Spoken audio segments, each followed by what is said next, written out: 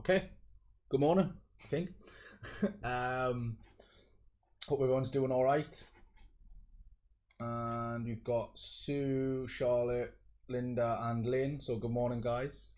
Hopefully you guys are feeling good and ready to do some animation in that. Let me know what the levels are like on the mic. Hang on a second. I had a bit of a problem before I went on with one of them. 2 seconds.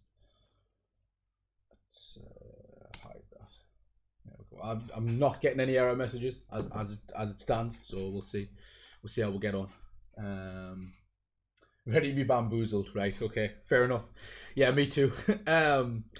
Just as a quick intro to this one, Daniel obviously did a lot of work in Hitfilm Express, so some of the things might be the same in terms of layout. What's probably going to be different is we're going to look a little bit more at keyframes. We're going to have a little look at lighting. And as you can probably see on my screen at the minute, I've got a bunch of layers here. Some of them, don't worry about. We're not going to go into that much detail. This is more me just having a play before the session. If at any point you have any questions, let me know in the chat. And if it's something I can't answer right now, we can try and sort it out after the session. One thing to bear in mind is this is an intro course, so we're going to be on for about 2 hours. We're going to have a real basic look at some text animation, like I say, with a little bit of lighting, maybe a little bit of sound. Animation's a massively broad topic and subject, so I don't want you to get upset or disheartened or whatever. It takes a long time to learn, so just bear with it. The video is always going to be here on YouTube as well, so you can always refer back to it. Even if you're not following along directly this morning, come back to it, have another go. Drop me an email, drop me a message on Facebook or WhatsApp or whatever, and let me know how you're getting on, or if you're getting on at all. Sometimes, like I say, it can be a steep learning curve, but this morning we're going to keep it very basic, very simple. Nice text animation. We're going to have a little look at some masks and some lighting. I'm going to take it step by step. So I'm just going to quickly show you guys a little bit art attack style like we always do. Here's one I made through the week. So if I just hit play. So a little bit of text, it animates in, a little line appears, it disappears behind the line, and then there's a jump cut to the Media Savvy logo. Now, I'm not going to recreate it exactly, I'm just going to go back through some of the things, show you guys sort of some of the different tips and tricks. There's a couple of basic things I really want to get down, and that's using keyframes and animating in and animating out. So that's going to be where we'll start. If you guys haven't downloaded Hitfilm Express yet, so you don't have this screen, so you haven't done any of Daniel's sessions and you haven't downloaded it yet, there's a link in the description. So if you go to the description of the video, it's under software download. And if I just copy that link, I'll show you what the page looks like. So it should be, when you go to it, you should get this. And then obviously you've got these install instructions here. So all you need to do is, if you're on a Windows, click that one. If you're on a Mac, click that one. Run the installer. And I think, Sue, this is where you were getting tripped up a little bit with the license. So if you run the installer, it'll open. It'll take you step by step. You click next, and I think you have to accept the privacy policy. And then, if you already have a license, which some of you guys might, if you don't, it'll take you to fxhome.com/Hitfilm Express. Follow the links and claim your free copy. Return to the program and choose activate and unlock. So you'll have to make a little account on this page. So you'll have to go into account or download. If you're getting stuck with it, don't worry about it for now. Watch along. Let me know, and I can guide you through installing it. It's fairly straightforward. It's one of them things. They want you to sign up for an account and stuff because they don't just want to give it away for completely nothing. So give that a go. There's some instructions there. If you get stuck with them, let me know. We'll have a go either to now or after. And then when it downloads, you should have this screen when you open Hitfilm Express. So the little icon, it's like a little upside down triangle, and then it should look something like this. It might not look like that. Let me just close it and reopen it actually.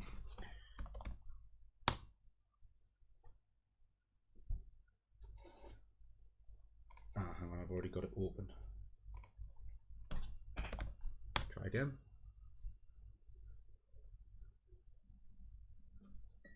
So just want the opening screen. So you might get this screen here. So it'll open up and it'll look something like that. This screen's a little bit comfortable. Wow, that guy's got crazy eyes. So Hitfilm Express does a bunch of stuff. It's got a bunch of VFX, which are, you know, video effects built into it, and it works with a bunch of different other programs. This screen, really complicated and scary. I'm just gonna move my camera out of the way for a second. All you need to do there is in the top left, there's a new. If you've already got one, so you see I've got that example one that I did before, it's there. It's listed. If I wanted to make a completely new one, I would just click new, and then a little box will pop up, and I'm just going to cover his really crazy eyes because I don't like looking at that. And then you get some options. So I'm just going to quickly run through some of the options. Template. So you've got all types of presets. So you can see some Instagram ones there. So if you're making a video for Instagram, that would be very useful. I'm sure Daniel's covered this a little bit, so I'll be brief. But you've got all the different resolutions of your video, so everything down to 4K, which is like your Ultra HD. For now, for today, we're just going to go at 1080p, full HD, and we're going to do 24 frames per second, 24 FPS. It doesn't really matter, to be honest, out of the ones that you choose, as long as it's on 1080. Try and stay between this 24 and 30 would be my recommendation for now. So I'm just going to pick 24. The width 1920 wide, 1080 high, frame rate 24 square pixels. Audio rate, again, leave it on default, you'll be fine. Don't mess with any of the rendering settings either for now. Might cover it in the future sessions, don't really need to know about it today. So that should be what your new project settings looks like. Hit OK and it will load, he says, with such faith. Mine sometimes does this when I first load a new project. It'll crash the window a little bit. Stream lagging a bit. 2 seconds. I'll see if I'm dropping any frames. It might actually be my computer, to be honest with you, Charlotte. Okay, cool. So I've got my new project set up. It's completely empty. Yeah. So if anyone's used any video editing programs before, this is what it looks like. Completely blank video project. There's nothing there. What we're going to do to create an animation, and why we're going to do it that way is so that it's self-contained. So I could bring stuff in here now. I could create a text layer on this blank window over here and start moving it around and stuff, but I don't want to do that. So this is my main timeline within Hitfilm Express. So I could have video in here, I could have text, I could have images, I could have music, I could have different sound effects. Overall, say I was doing an animated title, I don't want to animate my title in here. What I want to do is I want to go over to this panel here where it says media, and I want to right click, and that'll bring up this little window, and then I want to go to new, and I want to make a composite shot. Now you might be thinking why. I'll explain why as we go, and I'll keep coming back to it. But basically, when you create a composite shot, it creates a separate mini project within the timeline. So again, I'm just going to leave it. It'll default to the same settings that I set the project up with. So if I press OK on that, can you see now I've got the editor, which is the overall timeline of the video, but then I've got this composite shot, which is like a self-contained thing. So if I make any changes in here, when I go back to here, it just shows as one block rather than all the separate layers.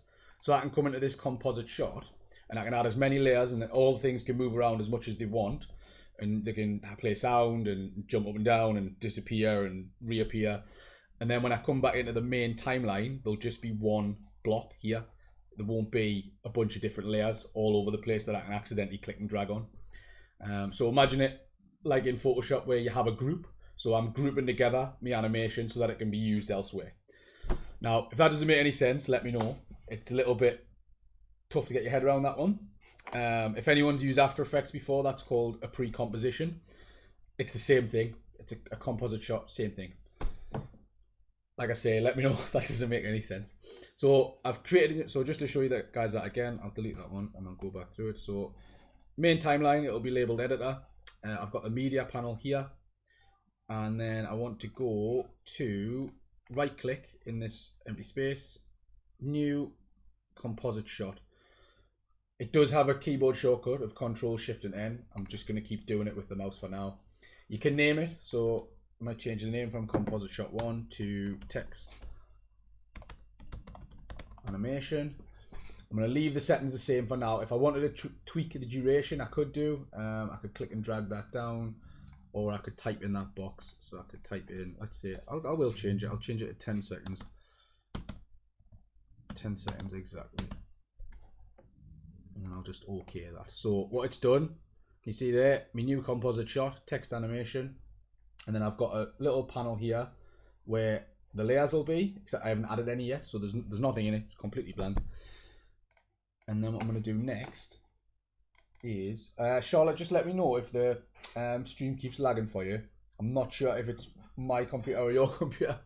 We'll find out. So first thing I want to do is, like I was saying before, we're just going to do some basic text animation. So I just want to add some text. So if I go up to, there's a little panel here. Let me just see if I can zoom that in a little bit. There's a little panel here. So if I just show you with my mouse. Yeah, so it's like a little A. If I click on that, I get a cursor. And then if I click with my cursor, can you see it's going to allow me to type some text in? So I'm just going to type in, I'm going to be really creative, and I'm just going to type in Media Savvy CIC. Okay, so that text doesn't look particularly great at the minute. It's just the standard default text that you get in there. So if I go and double click on that, so if I go back to where I was, so I've added my text, and then can you see under text animation, which is me composite shot, I've got a new text layer here. If I double click on that, it loads this little window here. And if I go to, now I need to remember where it is. And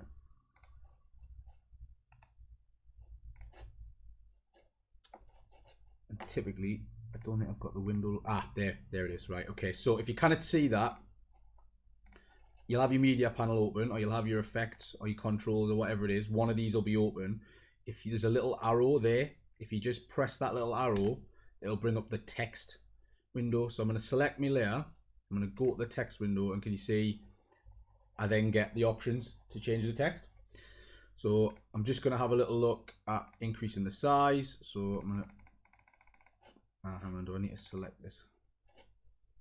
Let's see if I can highlight the text. Yeah, so I've highlighted my text, go to the text window, and then I can just click and drag on over, so I can hover over and then click and drag, or I can press the up.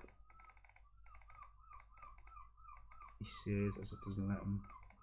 Okay, I'm just going to type it in there then. I'm going to type in 150 and press enter, and can you see that's made that 150 type size. If I'm still not happy with that, I can hover over again. I can make it maybe 175, press enter. Now you'll see it's now, because I've scaled it up, it's moved off the screen. So there's quite a good way to align stuff to the, say, the center of the canvas here, so the center of me video, and you do that in the bottom right. There should be a layout panel.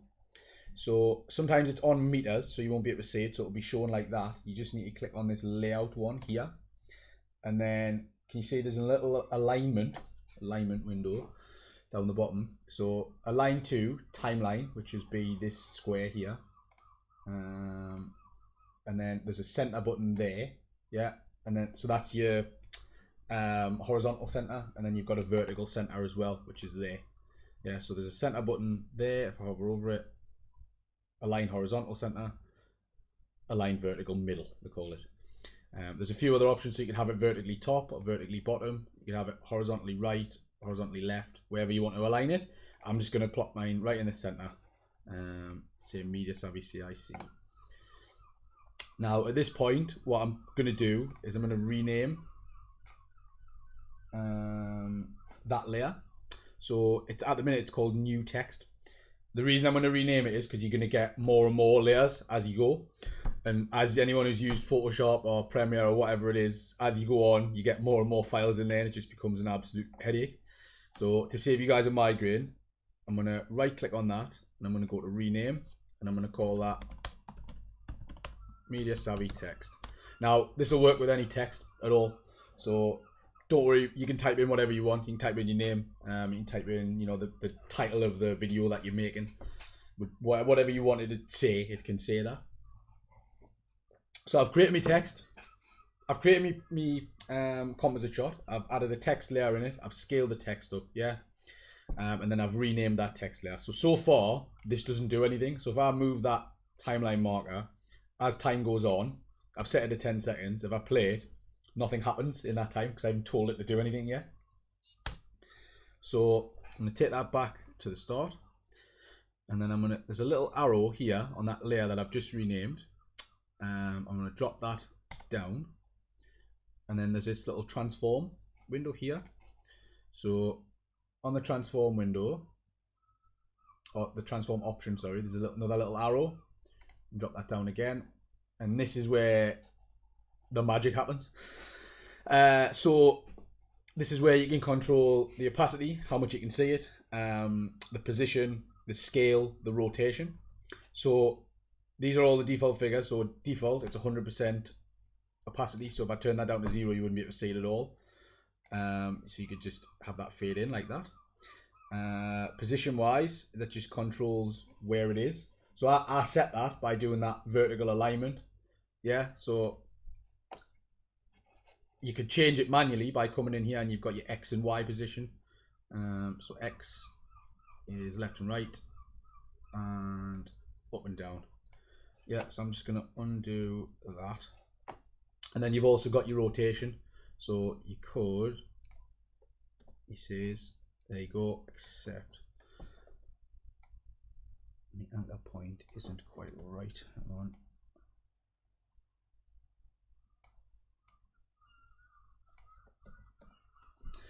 Okay, don't worry about rotation for now because we're just gonna do some basic transform in and out. So what we need to do is tell the program, we need to tell Hitfilm Express where we want the text to be at any given moment. So we've got a timeline here that's 10 seconds long. So at 0 seconds when it first starts, maybe I don't want this on the screen, so I'm going to show you how to animate it in. So coming from the screen, from off the screen, sorry, to being on the screen is animating it in. That can be, like I say, that could be it fading out and fading in, or it could be it being completely off the screen, yeah, at the start, and then after a couple of seconds it comes back on the screen. So that'll be animating into the frame. So to do that, I need to tell the program that I want at 0 seconds, which is where I've got my marker. So can you see here, it's telling me there's 0 seconds. At this point in time, I don't want this text to be on the screen. So all I'm going to do, you can do this a couple of ways. So you can hover over this position marker here and you can click and drag it left and that'll take it off the screen. Yeah, or can you see there's a little red arrow there? If I click and hold on that and drag it off the screen, that'll also move it. So maybe I want the text to start there. So that's fine, it's there, but if I press play again, still not doing anything. So if I take my marker back to 0 seconds, I'm going to add what we call a keyframe. So a keyframe is the start point of this text. So at 0 seconds in this little animation, I want the text to be here. So exactly where it is, I want it to start here.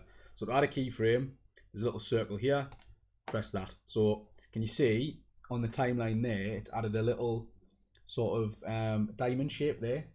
So at that point in time, that text is in that position. So 0 seconds, it starts there. What I'm going to do is I'm going to bring it to 5 seconds. I'm going to bring my timer, my timeline marker to 5 seconds. And then I'm going to say at 5 seconds, I want this text to be here. So probably there. So can you see it's added another keyframe? So that's a point in time. So at 5 seconds, the position has changed to this. So it's got the new position values. So at the very start, the position values are this. So can you see minus 233.6 and minus 79.2. And that's marked by a keyframe, that little diamond. And then I've told the program at 5 seconds, I want it to be here. So I want it to be in the middle, which is minus 675.9, 79.2. So what the program does is it works out how to get it there in between. So in between those 2 points in time, so I want it to be off the screen and then on the screen, it works out the bit in between. So it works out crawling it in. So if I just play that, do a very gentle movement into the screen, and then it'll stop. Yeah. So hopefully that makes sense. It's a little bit tricky to get your head around that one. So that's called tweening. So it's the program works out the point in between. So I've told it I want the text to be off the screen at the start at 0 seconds. Then at 5 seconds I want it to get to here. And what it does is it says, right, okay, well I'm going to slowly move it. So when I'm moving my timeline marker between the two, that's all the points of it moving from off the screen to on the screen. Yeah. Like I say, bear with it, have a go. That is the very, very basics of animating something in a program like this.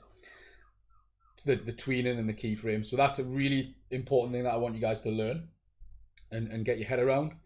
So if I wanted to speed that up, I would, instead of having it from 0 to 5 seconds, I would choose a new time. So I might move my timeline to 1 second. So if I move my timeline marker, to 1 second, I'm just looking here. So you see there's a timeline like indicator. So I know that I'm now 1 second in. If I hover over this keyframe and click and drag it so that it's in line with that, yeah. And now if I go back to the start, you'll notice the animation gets quicker. Yeah, so there's a lot less time in between those 2 points now. So the animation speeds up. So before it was on 5 seconds, so it was slowly dragging in. And then what I did was I changed it to 1 second, so it's like a quick little snap in to the screen. You could take that down even more if you wanted. You could drag it even closer, and then it would be a really quick animation. I tend not to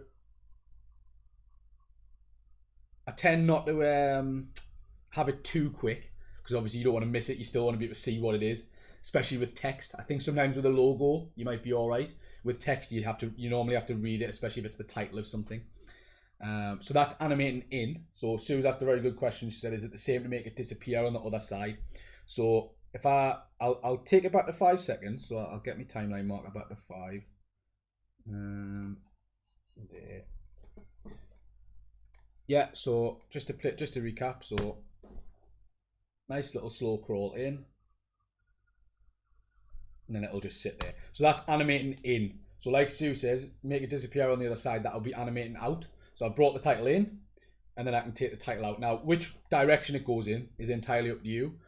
I'm just going to make it disappear to the right-hand side.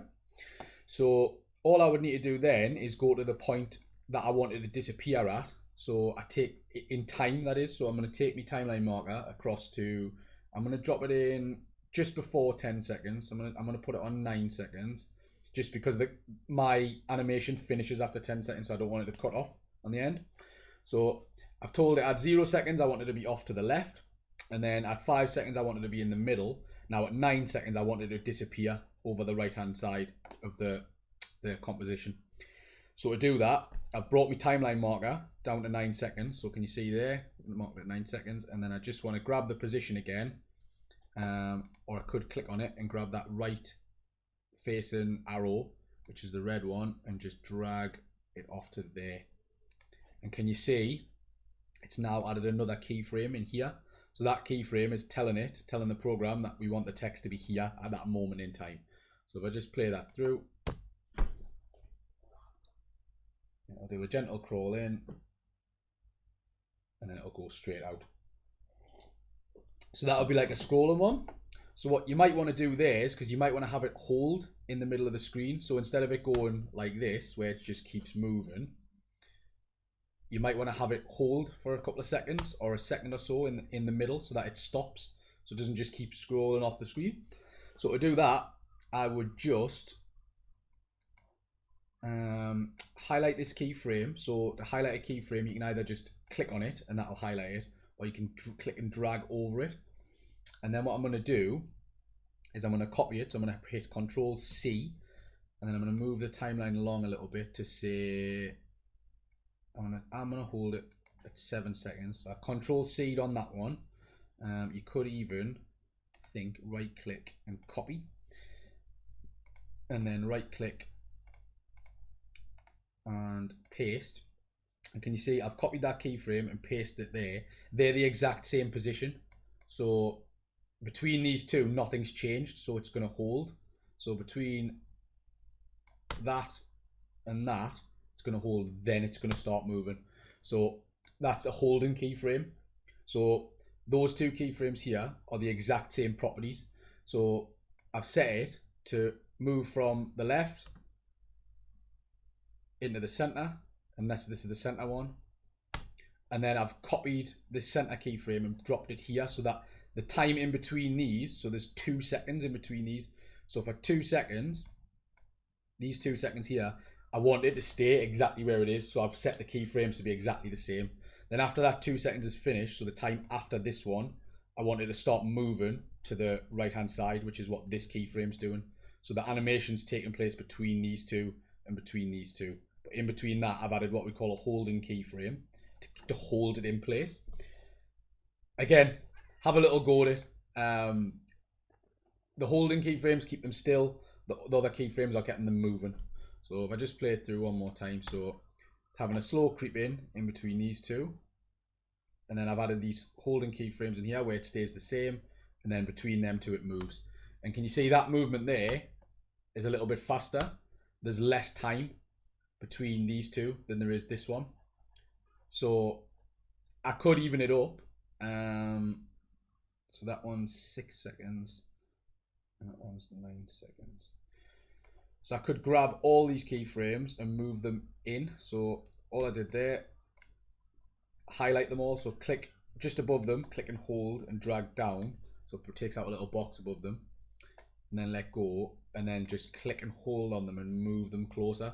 So I'm decreasing the time between these two so that the animation is a little bit more balanced.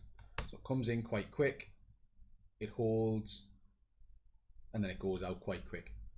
Yeah, so the speed of your animation, how fast it moves, will depend on the space between your keyframes. So the further apart they are, the more time that it'll show along the top. That's how long it's going to take something to get from point A to point B. Yeah, so that'll be point A, and then I'm going into point B. Yeah, I've put that little hold on for point B, and then we're going to point C, which is over here. So like I say, animate in. So that's your animate in when it's coming in. Yeah, it does a hold, so that's it just sitting there. And then that's your animate out. Yeah, simple as that. Now it's time to get a little bit more complicated. So we might want to add something a little bit slicker, and it doesn't always, the problem with what I'm about to show you is it sometimes doesn't show in the render, and that's just something to do with the way Hitfilm Express works. But if I right click on this and I go up to, I believe it's options, don't untick visible because you won't be able to see it anymore, but you've got a motion blur setting in there, so it's not quite rendering properly, but when I render it out you will see it. And what that does is, instead of it just moving the text in like a juddery fashion, it puts like a little blur on it so it looks like it's moving. You know, like when you see a picture of a car or whatever, has a quick sharp movement, so it's a little bit blurred around the edges. It doesn't, like I say, I wonder if I put the render quality on full if it shows. I'll tell you what, I'll speed the animation up a little bit as well.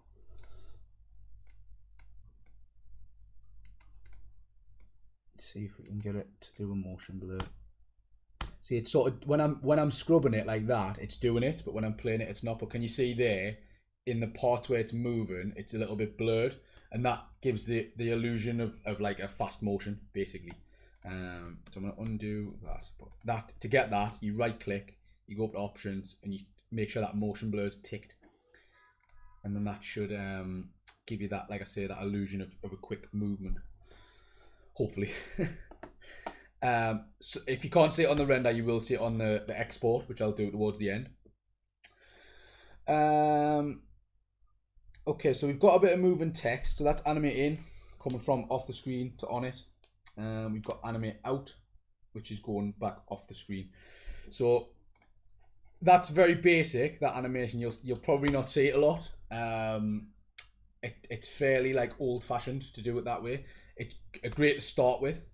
What you might start to see nowadays more often is the text sort of disappears behind something. So if I just minimize this for a second, I did create another little one I made earlier. So if I can play this and it works,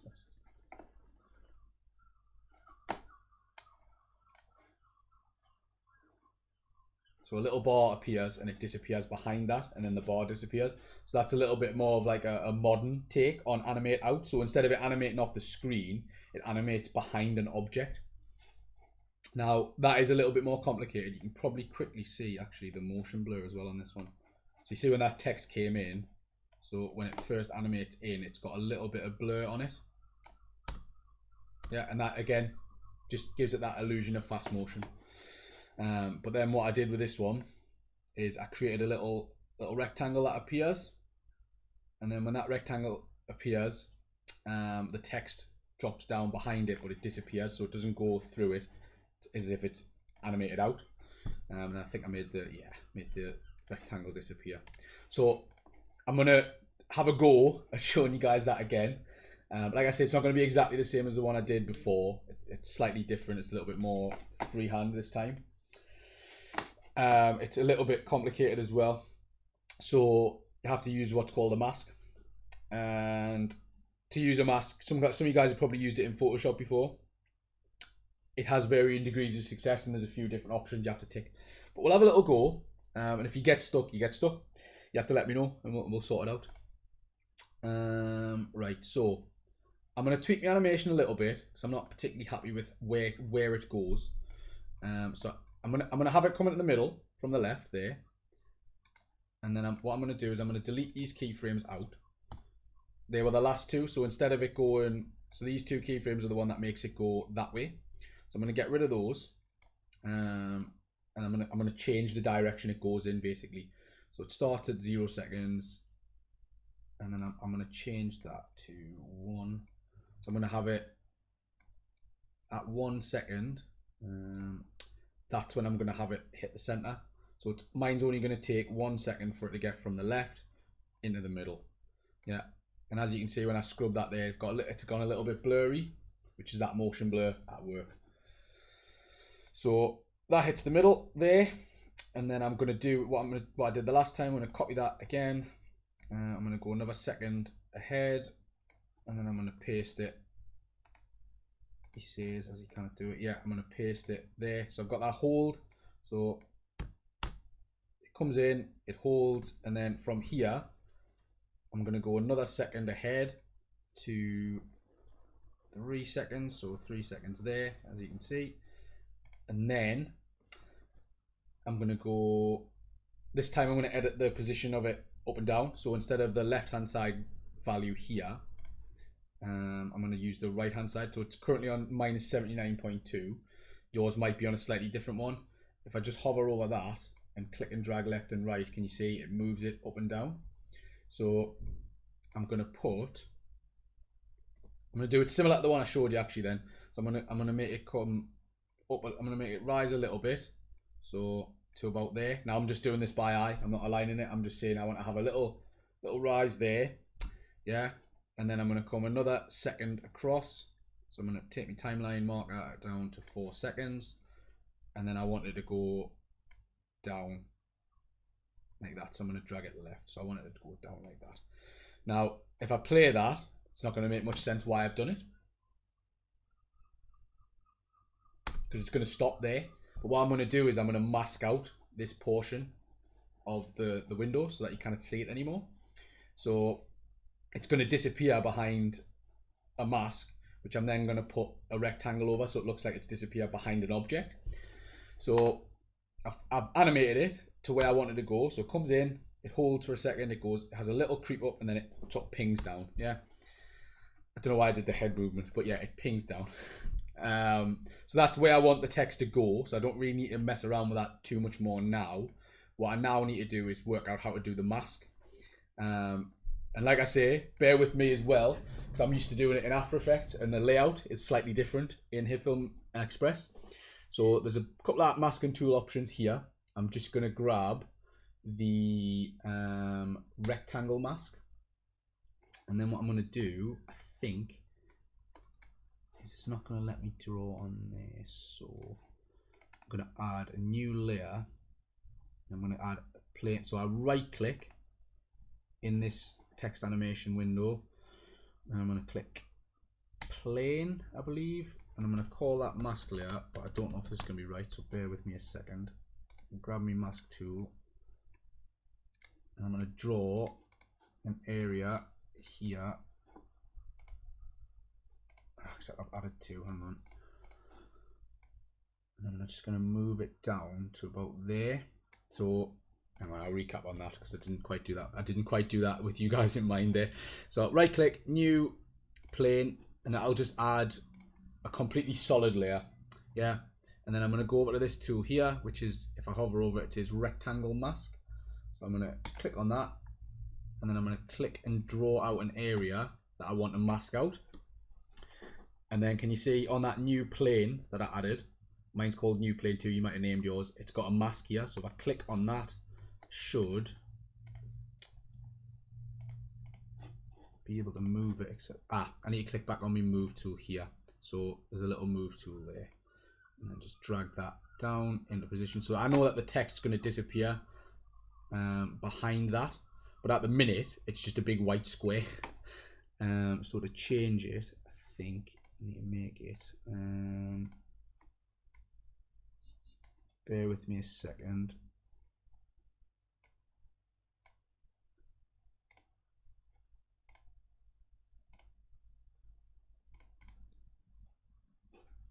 Do I need to add it in here? Hang on 2 seconds, guys. Like I say, the layout's slightly different to what it is in After Effects, so I just need a second to just swap these around.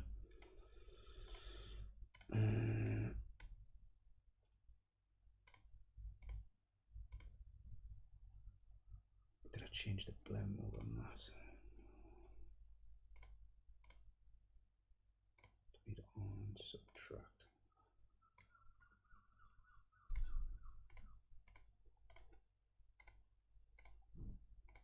This is what happens when you do stuff live. Inevitably goes wrong. Right, I'm going to make that above that.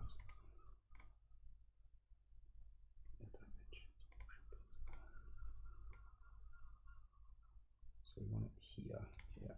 And then I've made it a parent, right? Hang on, I've made a mess.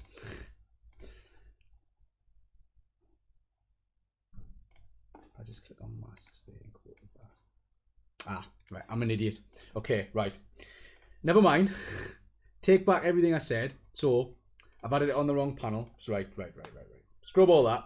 So I've animated. We'll go back in time.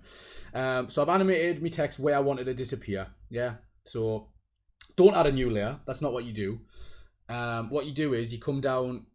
So I currently had the transform open with all my keyframes on. Yeah. I'm just going to minimize that. So there's a little arrow there. Get rid of transform. So there's a little mask option here on the actual text layer itself. So I've got, mine's called Media Savvy Text. I've got a masks property here. So if I click on that, then I go to my rectangle mask tool, click on that, and then I drag an area out where I want the mask to be. So I've dragged my area out, yeah. I've got a new mask there. I'm just gonna move it down a touch. So remember, click on your move tool, move it down a little bit, and then on the mask properties there, it'll be on add by default. You want to change that to, I believe, subtract. Oh no, why is the mask animating?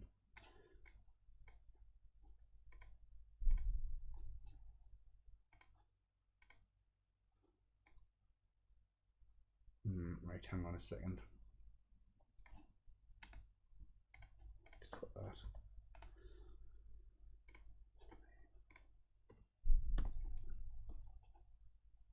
Where are you at?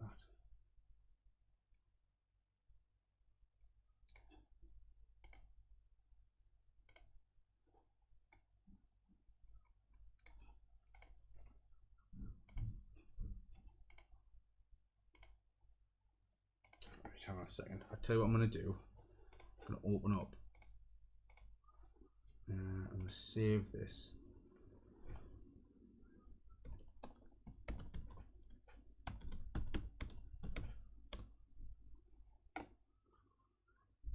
I'm going to open that one back up. This is the other one that I created yesterday, so give us a second. Have a little look back into it.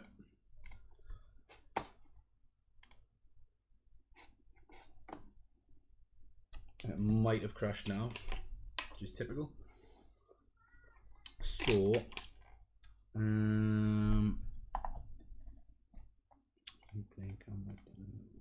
text.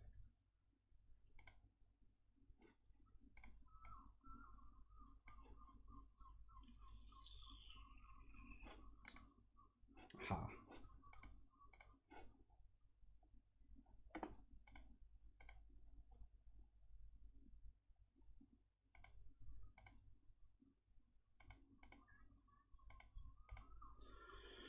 So, there's the text, right? Okay, so drop that one down. Just need to have a quick look at how I did the mask.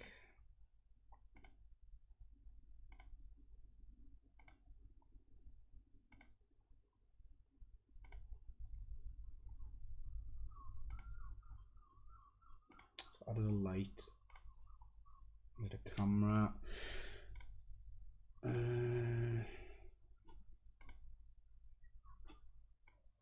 So that one disappears down behind that there. So you see there, so that's the effect I'm trying to make. And it is, you've got motion blur on. You haven't got a mask on. Oh, sugar.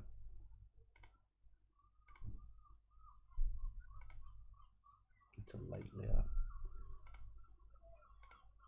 Right, okay, so I added it above on a new plane, so if I turn it off, yeah, okay, cool.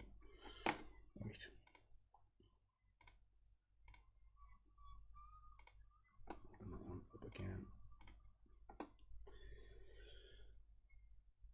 Oh, hi Wib. Wib's joined the chat. Ian's there as well. Hi mate. I'm missing anyone else. So the stream's alright, you think, Charlotte? Okay, cool. Watch it on your mobile and follow along later. That's great. Appreciate that. Okay, so I'm gonna add. I've got back to my text, so it's back animated where it needs to be. And then I'm gonna add a new layer, and I am gonna add a plane, and I'm gonna call this mask layer 1. And then I'm gonna get my mask tool. I'm gonna do that.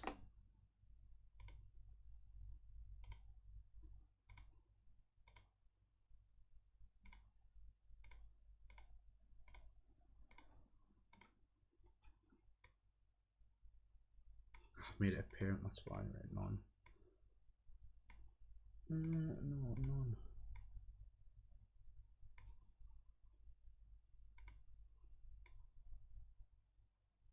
Give me a second.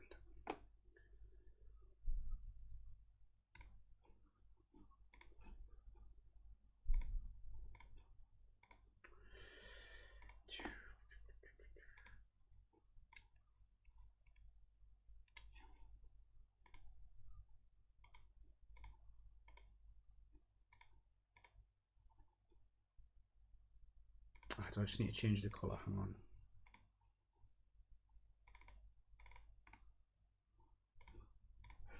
I think I'm being an idiot here, guys. Right, let's delete that. New layer, plain. Let's make it just plain black. Okay, that. Okay, yes, that's what we wanted to do. Yeah. Okay. What I did there, and this is a common mistake that I make it almost every time I do something. So I had the color different. So I had the background color and the mask need to be the same color. So mine was going in as white, so it was disappearing, but it was disappearing behind a white object. What I've done is I've changed that to black, so that basically when it animates in, so if it animates across like that, and then it'll go up and down, so it'll disappear behind a black background. What I need to do is just probably shift that a little bit. so that it doesn't cut off the bottom of the Y. So the Y is still visible that whole time, and then it should dip up and down behind it.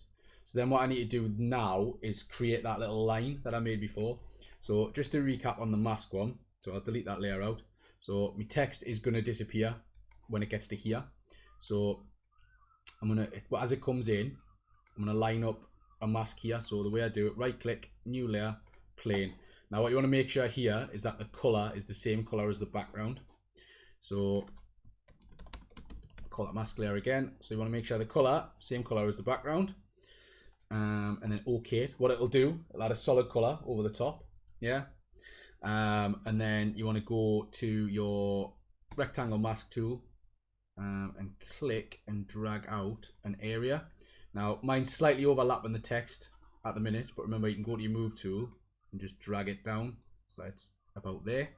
So now when the text animates out, so it has a little crawl up, remember, and it'll jump down, it goes behind that edge that I've just created, so behind like another black object. So all it's doing is disappearing behind a panel that I've created, but we can make it look like it's disappeared by going to new layer, plane. So I'm going to create the line now. So I want that to be white, which is why the color was set to white. So I'm going to create a brand new plane, and it's just this completely full white block, but we don't want that at the minute. So what I'm going to do is I'm just going to go to my mask tool again. I'm just going to mask out, so I've got like quite a thin rectangle like that. Yeah, and remember I'm going to go to my move tool, and I'm just going to position it roughly where I think. But then what I'm going to do is I'm going to bring the text back from behind the mask, so I know that this line has to be here because that's where it sort of intersects. Yeah, so that's where that mask that I created is. So that's where the text starts disappearing. So I'm going to cover it with this white line that I've created. If I can get it in position.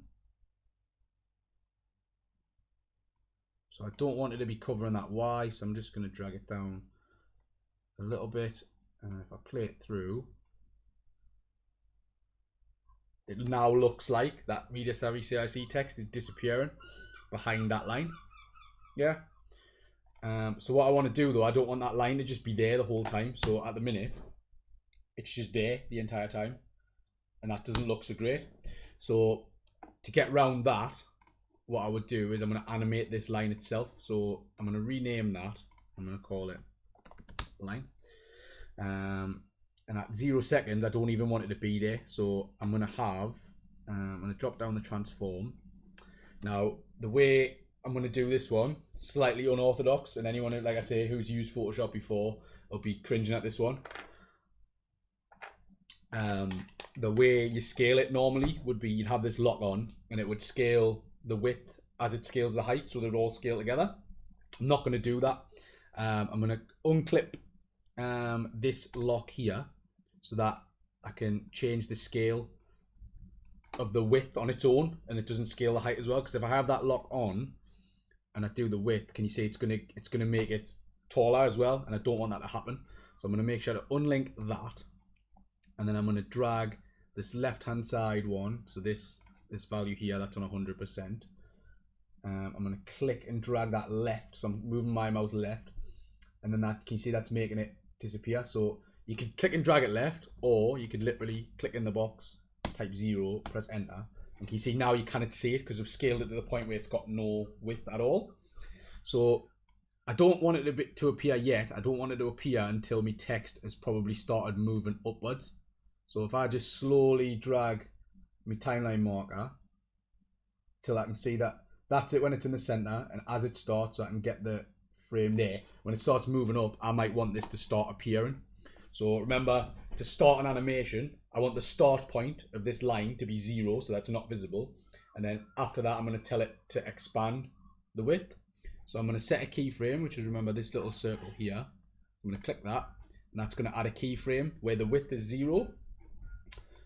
And then as the text comes up, so when the text hits the top there, I might want that to be now 100, so that it's full width. So make that 100. In fact, let's not make it 100. Let's make it so it doesn't hit the edges of the screen. So it's hitting like, let's say 80%. Oh, 80%. So what that'll do, if I play that through now,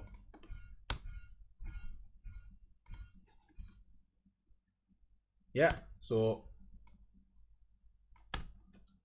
let's go back and we'll play the full animation. So the text comes in, goes up, the line comes out, yeah, and then at the minute, so I've animated the line in. What I can do to animate it out a little bit quicker is I can copy these keyframes. So I can copy them, and let's say as soon as the text disappears, so the text disappears at about 3.17 seconds. So I might go to 4 seconds, and then I might paste those keyframes in, and then all I'm going to do is I'm just going to swap them around. So I'm just going to swap those keyframes around so that the one that was going from 0 to 100 here. So this one's 0, this one's 100. I've now swapped it around so it's holding at 100 in between these two, remember. So they're both set to 100% or 80% width, sorry. So it goes from 0 width, the line, up to 80, yeah, and then so that's 0 to 80, and then in between these it stays at 80, and then from this one here to this one here goes from 80 back to 0, so it shrinks back down, yeah. And again, if you wanted to increase the speed, you're just increasing the distance between these keyframes, or decreasing it. If you want to increase if you want the speed to go up, you want less space in between your keyframes. If you want the speed to go down, so you want it to animate slower, you would put more space in between it, because that's adding more time. So if we drag them out, we can do that actually. We'll drag them out a little bit, so it's a little bit smoother.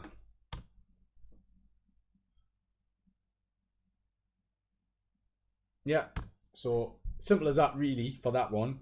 You're making it from 0 width to 100 width, or I put it on 80% so that it wasn't clipping the edges there.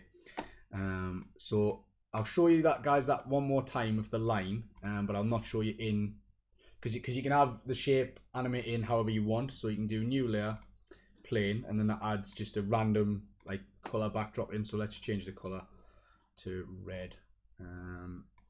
We'll just call this shape. So remember, it adds in a full like width thing of the screen. And I used a rectangle mask on there. You can get an ellipse, so I could come in and I could draw like a circle, and you could then, that's my shape layer that I've just added there. You can then animate that however you want. So you could go to transform and say, so our text disappears, yeah. So say this was a logo, for example, you could drop down the transform and you could say, actually at this point I don't want it to be visible, so I'm going to turn the opacity down to 0. I'm going to drop a keyframe in there, so that keyframe is telling it that it's not visible. And then I'm going to take my timeline a little bit further along, so between this point and this point in time, I want it to slowly fade in to 100% opacity, which has added another keyframe in there. So if I just play that through, obviously we'll play it from the start. Got my text coming in, it disappears behind that line, the line disappears, and then I can have the logo slowly fade in. And you know, you could have that logo in the middle as well, so you could have it center aligned. Grab it there. So remember, you've got your align tools, which now aren't listening to us. Click on position maybe. Hang on, it will, right. So you can come in here and do that. So that could be your logo, that's like you're finishing on. So you could have your text animate in about what it is, like the title or whatever. And then you can have the logo fade in at the end. So that could go on the end of a video, that could go on the start of a video. It could be the titles, it could be the picture of someone, it could be like a little slideshow effect type thing. But that's just a really simple fade, that one as well. So you tell it at this point in time, I want the opacity to be 0. Remember, you add your keyframe, then you move it to when you want it to fade in. So I've put quite a long fade on there. It's like it's gone from 5 seconds to 7 seconds. So it's like a 2-second fade. So starts at 5:07 at 0, and then at 7:12 it's 100. So it's just slowly fading in. If I wanted it to fade quicker, I'll just reduce the space in between those two keyframes. So just fades in dead quick. You could even have a longer fade if you wanted. So I'm just going to delete that shape, but that's how you do it with anything else. So that could be a logo, could be a shape that you've drawn, could be something you've drawn in Photoshop and you've brought in as a PNG. Like I say, it works quite well for logos, having the little fade in. What you can also do is, so say after it's faded in, if it was a logo, so your logo fades in, and then you might want it to have a very slow sort of creep in terms of scale. So if you click on your scale, I wanted to be start at this size, so my scale's 100%. Drop a keyframe in with the little circle, and then say I want to slowly but surely increase in size as the video finishes. I'll take my timeline marker a little bit further along, and then I'll just scale it up a little bit. The anchor point on that one's slightly different. So can you see that's going to scale up as we move, except what I'm going to do is I'm just going to change the position of it. So that would scale up like that slowly into a different position, and then you could have it sit there. That could be the first part, so you could do that, then you could have the text appear from behind it using that the mask thing that I just showed you. Like I say, have a go with the logo. Download a logo off Google, and just have a go moving it around in different times, scaling it up, scaling it down, making it appear, making it disappear, animating it from off the screen like I showed you with the text on the screen. Create a little mask and have it disappear behind it. That'll be good for you guys to get used to. I really want you guys to get used to using keyframes. It might be lagging a little bit for you, Wib. If anyone needs any particular help with it, let me know, and I can have a go at showing you guys again. Like I say, there'll be some more sessions on animation. Not next week, it's going to be the week after. I haven't decided on a day yet, but we'll get it out on Facebook and stuff for when we are ready to go.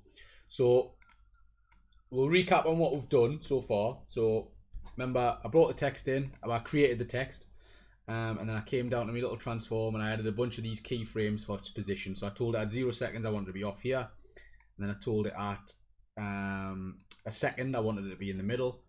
And then I set another keyframe, so I copied this keyframe of it being in the middle and pasted it on 2 seconds, so that between 1 second and 2 seconds it doesn't move. Those two keyframes here are exactly the same. Then after between 2 seconds and 3 seconds, I told the text I wanted to lift up, so I wanted to go from the middle to up here. And then between 3 seconds and 4 seconds, I said I wanted to go from here under here. And then what I did was above this layer, I added a mask. So above the text layer, I added a new solid layer, and then I just masked out the bottom part using this little rectangle tool here. Just mask that bottom part, so it looked like the text disappeared behind it. And then I created a line by again using that right-click new layer plane, and then I used my mask tool again to just mask out a tiny little line in the center. And then what I did with that is I animated it so it went from having 0 width. So at this point in time here on the scale, I unlinked it and I made sure the width was 0 so you can't see it. And then at this point, so between these two keyframes, I changed it to 80%, so it went to 80% width. And then again, I put another holding keyframe in, remember? So these two here are exactly the same, so they're both 80% width. And then between 80, I went back down to 0. So that's animating that line in and out. Yeah. And they're the basic effects of animating some text in, creating a mask for it to disappear behind.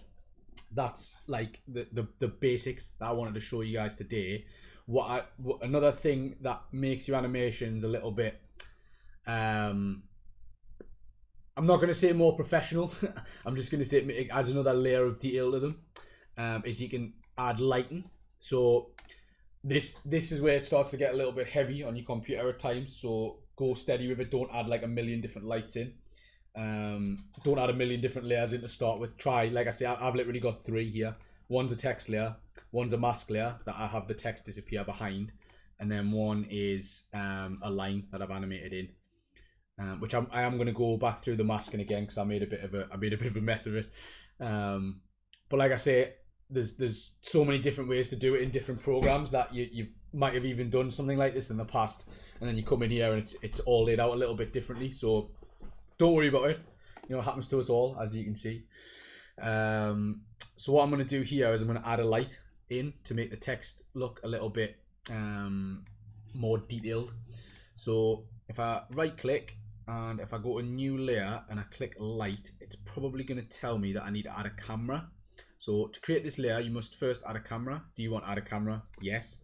So it adds a camera and then it adds a light in. Now do I need to move that down to there?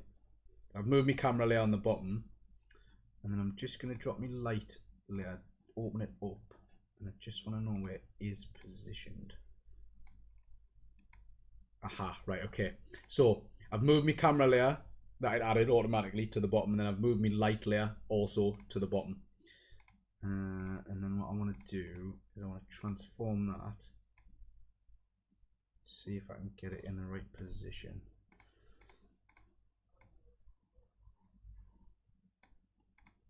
No.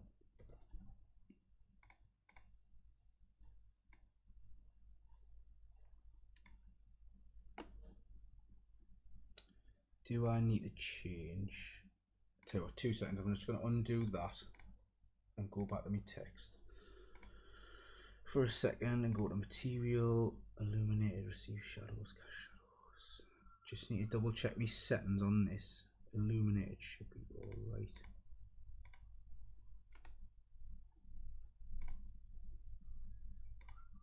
Turn cast shadows on that.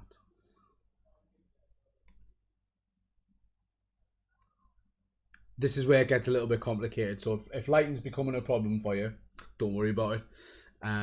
It's not necessary. It's just a nice little thing that you can add in. So drop my text down again. New layer. Light's going to tell me about the camera again. I'm just going to say yes. I'm going to drag my camera layer at the bottom. Just going to have a play with this light for a second and see roughly where it is. I can't work out where it's dropped it in. Sometimes it drops it in like a slightly weird position where you can't actually see it. So bring that to the bottom again so I can see my text, and let's bring it. I'm bringing it to the point in time where the text in the middle. And if I drop that down, I don't want to make that apparent. Do you want to edit the color?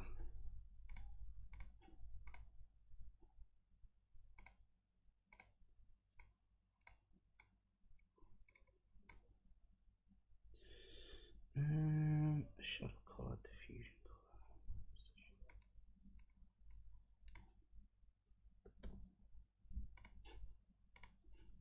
color. Right, okay, hang on.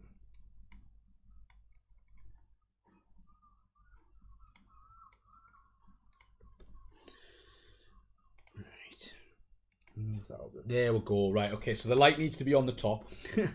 So your light layer needs to be up the top, and then the way I'm going to do it, moving it, I'm not going to worry about dropping it down and coming into here into your transform. So right, let's add it again. I'm going to go back to where I was. So new layer, light, and it's going to tell me to create this. You must first add a camera. Yes, I'm going to drag my camera to the bottom because I don't want that to be in the way, and then I'm going to. The light source has been added. I'm going to come up here to my move tool, and I'm just going to move it. And can you see, because the way light works, it's a 3D object. So there's a little blue arrow there. So that's the position forward and back. So I've added a camera in. So the camera's, like my camera's looking at me now. There's 3 directions you can move because it's 3 dimensions. So there's up and down, there's left and right, but then there's also forward and back. So that little blue arrow there is the forward and back. So if I click on that, can you see it's bringing the light in and out? So I'm just going to drag it back to a point where it's casting a little bit of shadow around the edges. This bit's really complicated because you are moving stuff in 3D. So it'll probably drop it in, the light will be dropped in somewhere like that, and you won't be able to see your text anymore. So all you need to do is grab on that little blue arrow there and click and drag the mouse towards you.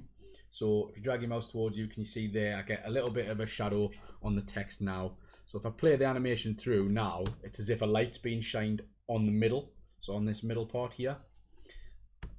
And what I might want to do is I might want to change the color of that light. So if I drop down the light properties there and go to color, there's a bunch of presets there, but you could also just click on that and then sort of move your marker around a little bit.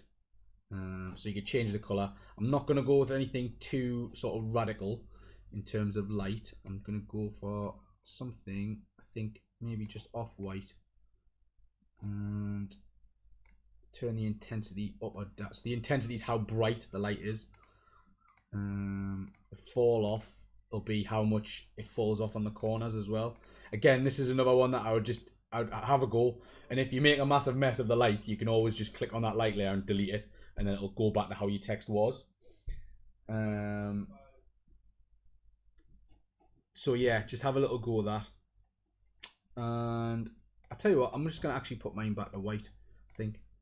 I just quite like how it adds this little bit of shadow on the outsides. So yeah, that's just adding a basic light in there. That's giving it, so if I turn the layer off, that's what it looks like before I've had the light on, and it adds a little bit of shadow in there.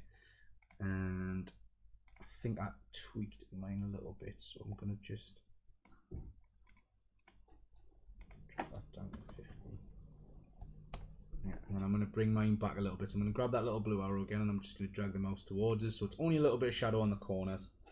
And then if I drop that down again, so if I play it back through, it's got a little bit of a light source shining here, which has added a little bit of shadow on either side. And if I just, that line that I've got as well,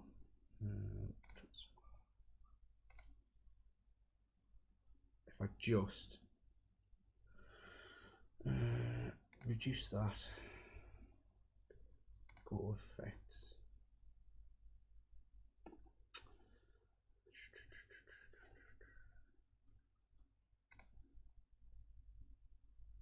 I'm not going to actually add any of them in there actually for now. I'll not cover the effect for now. We'll leave that for another day.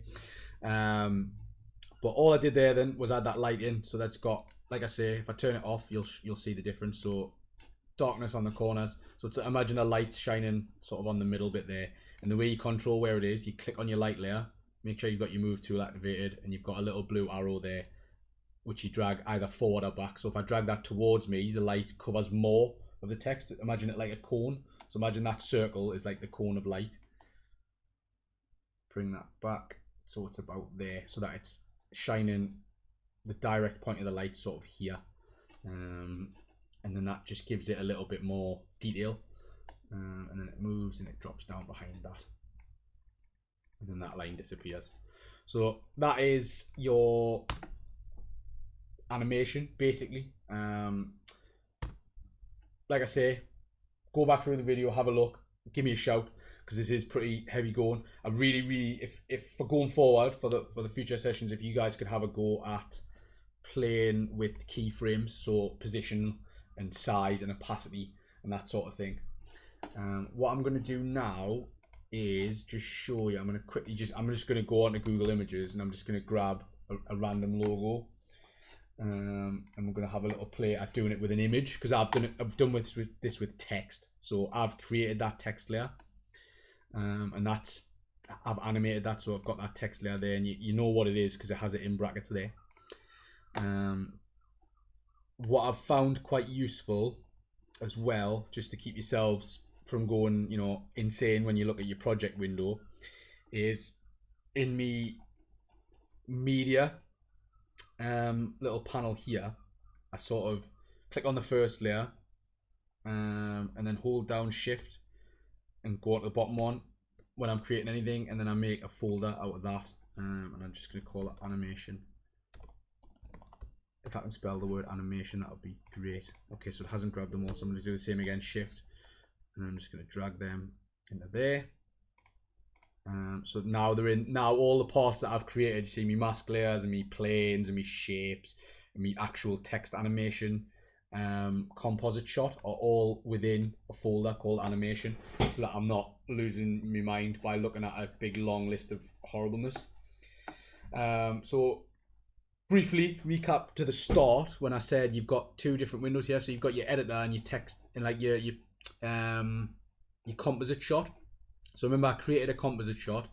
Now what that's allowed me to do is when I go back to my editor, which is my main. So say I had a video clip in here, and I wanted this animated thing that I've done here was the title for it. So in here on this left hand side, I've got this text animation, which is me composite shot. I could click and drag that, I think, onto here. Yeah, so I can drag that onto the timeline. But can you see on the timeline it just plays? So it's not got all the separate layers like this does. So my text animation has got all the separate layers, but then when I bring it into the timeline to play alongside a video, it just plays with no sort of drama, which is nice, as one block. So it hasn't got all the separate layers that I have to mess around with in the editor. I do it by creating a composite shot, which groups all those layers together and allows me to just drag and drop it onto the timeline, which is really, really helpful. Equally, you could export it as just a video file as well. So you can, once you're happy with your animation, eventually when you work out all the masks and stuff, like it took me a few tries. So I've got it moving in, it's got a bit of light on it, it disappears behind the line disappears, yeah. So I know that that's the point where I want my animation to end. So similar to your video editing software, if I hover over it for long enough, it'll tell me what it is. Mark out point. So I know my animation is finished here. It's just a black screen. So I'm going to mark an out point. And can you see it's cropped the timeline there? So I'll just do that again. So at the minute, that area there is where it's going to, the video that it's going to put out. If I just mark an out point there, that it'll only go from here to there. So to export it as a video file now, I'm going to go over to this little arrow here next to the word export, and then come down, add to queue, and into out area. So into out point are the bit where it starts, the bit where it ends. So the bit where it starts here, the bit where it ends here. Add to queue, in and out points. There's some ones I did before, so let me just delete those out. And then you've got a couple of presets. Now I'm just going to leave it on YouTube 1080p HD. We don't need to go any higher than that. And then you've got your output bit here where it says where do you want to go. And I made a folder on the desktop, export. So I'm just going to call it text animation-ms for me to savvy.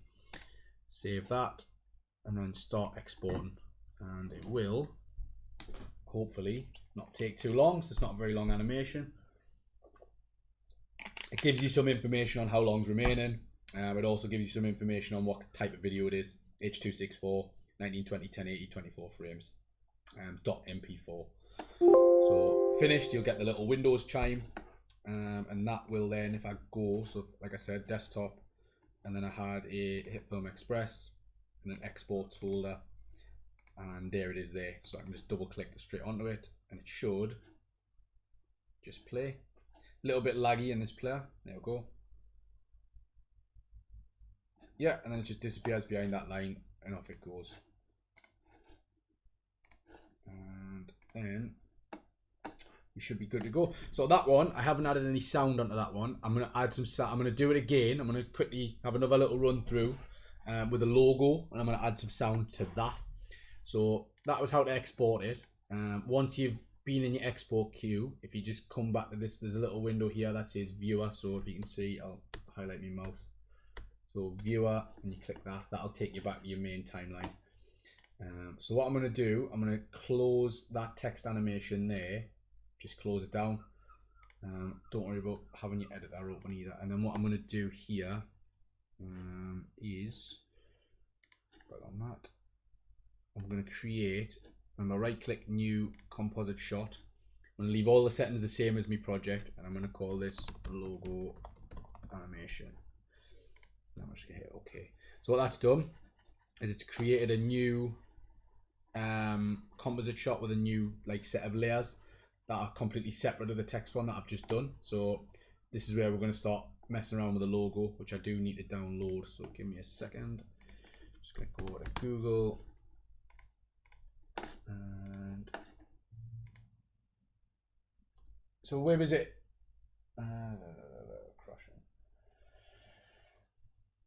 Charlotte, for this, I would use Hitfilm Express and export the video and then bring it into Premiere if you're gonna do an animation, because the animation tools in here in Hitfilm Express are a lot better than the ones in Premiere. But like what I was just saying there, so I've done my animation, I've exported it. That's now an MP4 file, so you could drop that at the start of your Premiere timeline because it exports it as just a video once you've messed on with all the keyframes and stuff.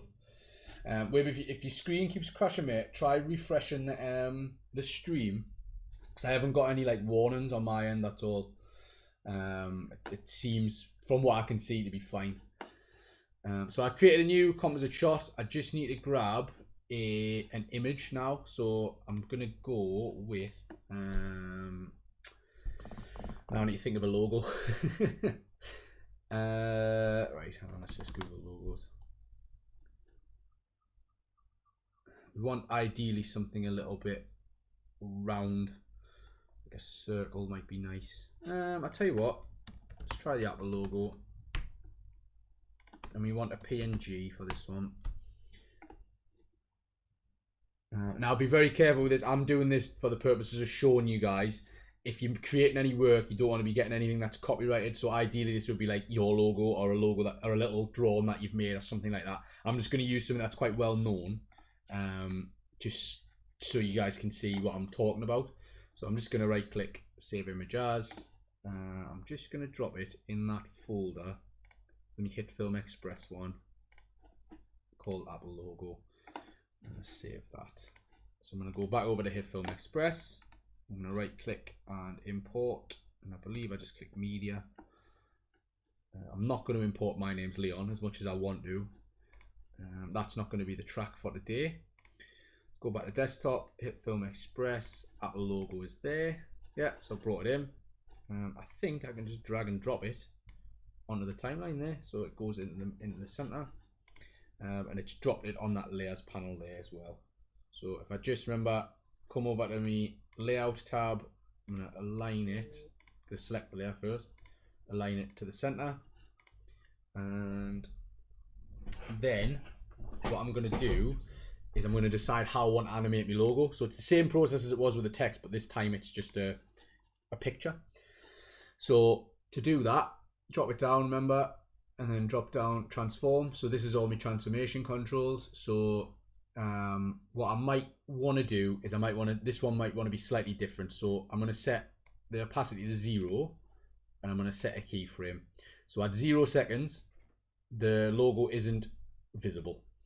Yeah, so it's on 0% opacity at 0 seconds, and that's what that keyframe there is doing. So then I might want to go across to 1 second and then change the opacity to 100, which will add another keyframe. So in between those two keyframes, it's fading from 0 into 100. Yeah, so at 1 second, at 0 seconds it's not visible, at 1 second it is. Yeah, and remember that tweening is just the point in between them, so that's when it picks up. And then what we probably want to do is we want to maybe move it a little bit. So I'm just going to leave it there, and I'm going to set a keyframe for the position. So at 1 second, I've not quite got that on 1 second, so hang on, let me just, so at 1 second I want that position to be that, yeah, and then at 2 seconds, I'm going to move my timer along to 2 seconds, which is there. I want the position to be slightly to the left. So all it's doing so far is appears, and then it moves to the left a little bit, yeah, and it just sits there. So the reason I've had it a little bit of movement there is because what I'm going to try and do is I'm going to try and bring some text out from behind it. So it fades in, and then that's the point where it starts moving. So its position's locked here. Then when it gets to this next keyframe here, that's when it's going to be slightly to the left. So what I need to do now is add some text, and I'm just going to call it Apple.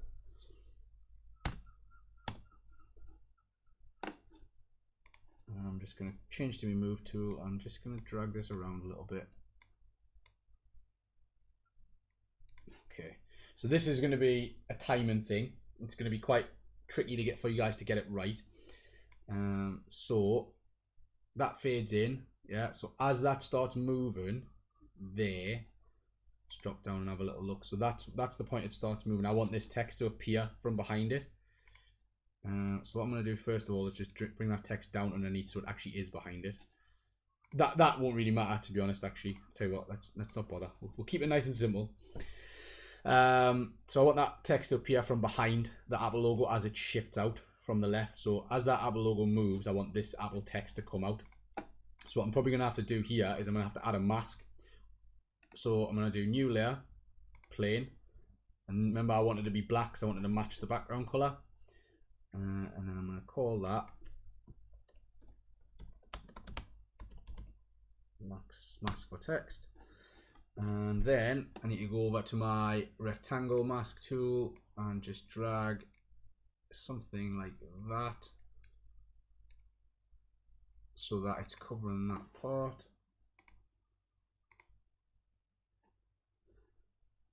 Now, add.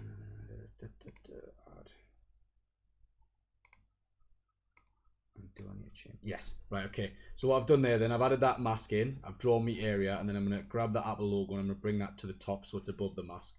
So all it's doing at the minute, obviously you can see PPLE, which we don't really want, but that fades in and then comes out. So what I need to do is I need to animate the text now. So I've added my mask to cover a bit of it, but I need to move the text. So the text needs to come from behind that mask, yeah? So it needs to appear from behind there. But it needs to do so as the Apple logo moves. So as this Apple logo moves from right to left, the text needs to appear. So I'm going to align the marker with when it starts moving, which is that point there. So that point there. And then with my text, I'm going to get that. I'm going to drop down my text layer, transform options. And I'm going to have it start appearing from there. So that's the position I wanted to be in, so the way that blue box is. And then I'm going to set a keyframe for position, so it's going to start there, and then I'm going to go to 2 seconds when that Apple logo finishes moving, and then I'm going to say I want the position to be there. So it's going from there to there, except we don't want to see it until that point. So we've got a little bit of it there. So I'm going to do the same thing I did here. I'm going to set the opacity. I'm going to go to that point where it starts moving. Just before it, I'm going to set the opacity to 0 on the text. And then I'm going to go to the point where it starts moving, and I'm going to set the opacity to 100. Yeah, so I've got 2 little keyframes in there. That's turning it on and off. And there's a little bit of a lag on that, so let me just move those a little bit to the right. Yeah, so can you see I've added 2 keyframes in there. One is with the opacity on 0, one's with the opacity on 100, and then I've just shifted them to the right a little bit so that it appears from behind there. Now the mask, can you see here, it's not quite in line there. Yeah, well, I'm sorry if you're having a bit of trouble with the stream. The video will go up afterwards, so you can definitely watch it back, and like I say, feel free to drop me a message if you're struggling with it at all. So me Apple logo fades in, yeah, then the text fades in, so that's what these 2 are doing. So it's going from 0 to 100, and then the text starts moving as the Apple logo starts moving. So the text is appearing from behind it, but can you see the mask isn't quite in the right place there? So I can probably edit that by going to this mask layer here, just giving it a little shift to the right like that, and that should, yeah, fix it like that, as if the text coming out from behind it. So all I did there, let's undo that. So can you see when I'm moving the animation there, if I get to here, the edge of the mask that I drew, so remember I drew that square, the edge of it isn't quite lining up with where the text needs to be appearing from, because it needs to be appearing from inside this curve.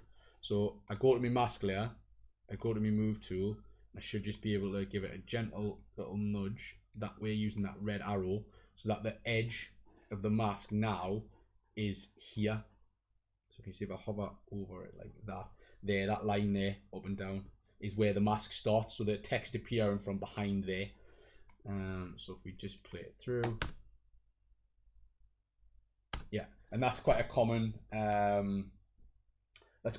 technique you'll see. So a logo will appear, it'll move, and the text will appear from behind it, almost like the app will sort of like vomiting out the text, if you want, if that's what you like. So I'm just going to tweak the position of mine a little bit up. So is that going to add a keyframe? It is. Let's go to there.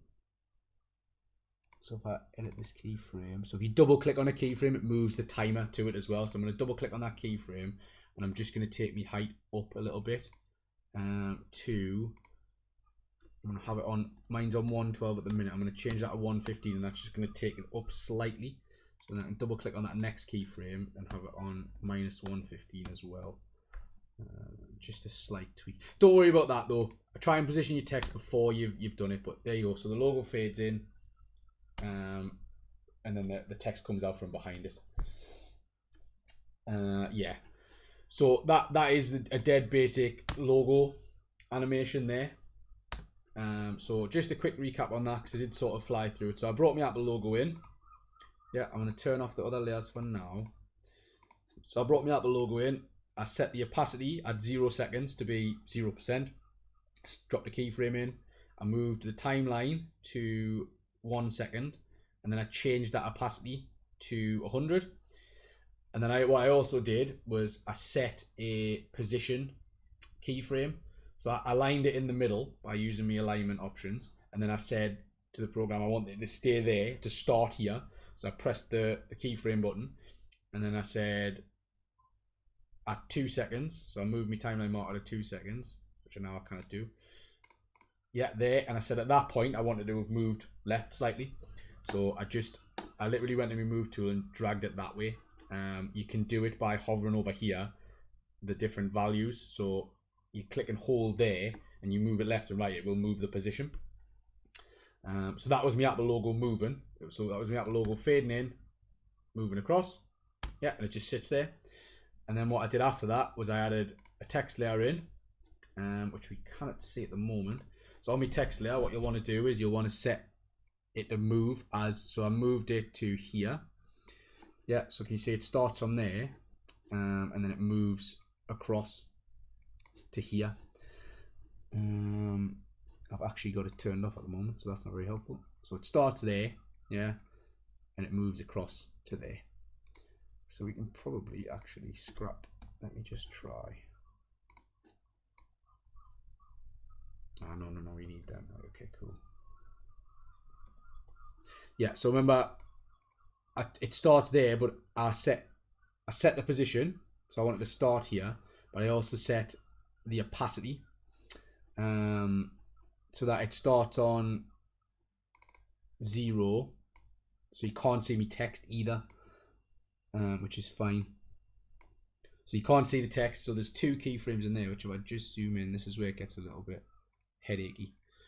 So if I bring that back to there, and that one to there, so it starts on 0, so that keyframe there, the opacity of me text, you can't see it, it's disappeared.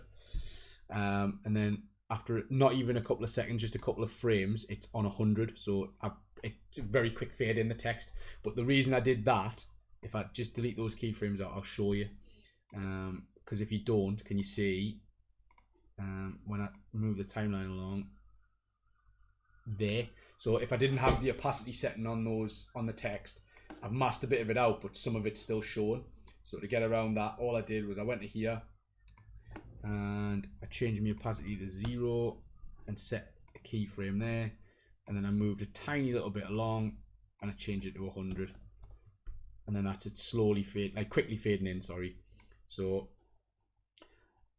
without my mask on, this is what it looks like. So the text fades in and moves out, but can you see it sort of peeking through there? So here, so I had to add a mask. So remember, I went to new plane, and then I went to my mask tool and just dragged an area over here. Yeah, so that when you first look at it, it's hidden, so it's completely hidden there. And then I moved it across so that it appears from behind like that. Again, this is quite a tricky one to get your head around. So what I want you to have a go at is that even just the first bit, where it's the logo animating in. So even for now, if you guys just concentrate on fading in, moving, and then you might have it ping off the screen, or you might have it enlarge to cover the screen. So that's a common one that people do as well. So I've got this animation now that plays like this. So it plays through, it appears. Now what I might want to do is animate these out. So we've animated them in, they've popped into the scene. I might want to come in here and I might want to copy that position keyframe. So I'm going to do that holding keyframe. So copy. So that's on 2 seconds. So I might want that to hold for 1 second. So if I move to 3, paste that in there. So them two keyframes are the same, remember? Got me holding one. So between these 2 points, it's not, the text isn't moving. Yeah. And then what I might want to do is come another second along to 4 seconds, and then I might want to just say, okay, you go off the bottom of the screen like that. Yeah, so play that through now. That'll look like comes out from behind and just disappears off. Yeah, and then we might want to do the opposite with the Apple logo. So that's my text animating off, and you can see the path that it's following there. So you know exactly what it's going to do. It's going to follow along that white path there. And then we might, like I say, we might want to do something similar with the Apple logo itself. So if I drop down the Apple logo, I'm going to do the same thing I just did. So it moves to the left, and that's what that keyframe's doing here. So that keyframe there, I'm going to copy, and then I'm going to paste. So between 2 seconds and 3 seconds, nothing's happening. Those two keyframes are the exact same value. So for that second, it's holding where it is. And then if I take the selector, the timeline marker, to 4 seconds, I might want to have this one go up and off the screen that way. Yeah. So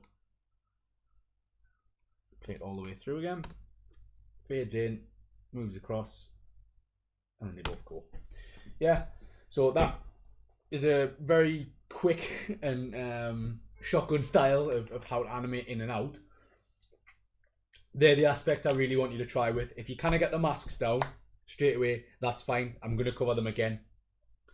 So the initial bit is the mask bit. So this little section here where the text is appearing from behind, I can cover this again. It's going to take a couple of tries so you get right. Like I said, I struggled with it a little bit today because I'm used to doing it in After Effects and the tools aren't here. They're all in a different place. So just getting used to the new tools and the layer order and stuff is quite important. So I would really encourage you guys to have a go at just getting like what I've done here. So having it move to the left and then setting your holding keyframes so that these two are exactly the same. So you remember you set where you wanted to go with your position or with your moving tool, and then you copy that keyframe and paste it for however long you wanted to hold. So I've set mine to a second, and then after that keyframe here, where it's holding here, I've told it after another second I want it to be up here, and it gives you this little animation path so you can see where it's going. So that little white sort of checkered path there and then the solid line is the path that the image is going to follow. So moving it off and then up along that line, and it really is, that's like the core values of animation is keyframes and what we call tweening. So remember, the tweening is what the computer or the program working out the bits in between, so that the logo here isn't just jumping from here to here with no animation. It's not just going it's not just a cut from one to the other, it's a slow movement in between. Like I say, I've tried to keep this one is just 3 layers. So it's a text layer, a logo, and a mask, and all that mask's doing is hiding this half. So it's stopping the text from being in this half of the window, so that you can't see it sort of protruding through the back of the logo. Again, happy to cover that again. On the other one, I did add a light source in.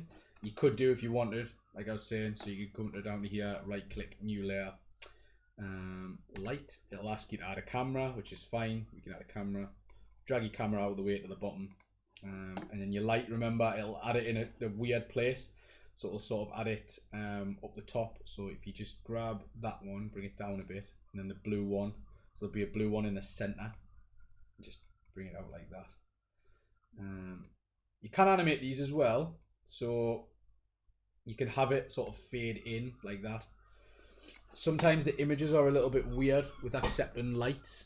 I think I'll have a look into that one in terms of how we do it, and make it like a more metallic sort of cover.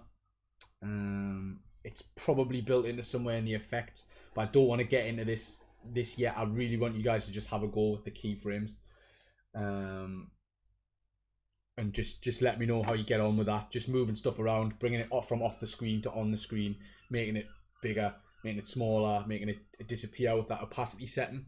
So the things that I really want you to focus on. Let me just delete my camera and my light over there. Or the movement. So when you come down into here and go down to transform. So how to set these keyframes up. So remember, to set your first one, you press the little circle. Once you've got the first one in, when you move your timer along, your time indicator, to see where you are. If you make any changes to that value, then after you've added a keyframe, that'll add another one, and that's how the computer works out, like say where to move it, or how high the opacity is, or how low it is. You've also got things like rotation as well. I'm not going to mess around with too much, to be honest. But if you did want to mess around with the rotation, you would add a keyframe, move it along to where you wanted to rotate, and then have it rotate round as well. But that's obviously going to screw up the animation that I did. But you can have it. It does work.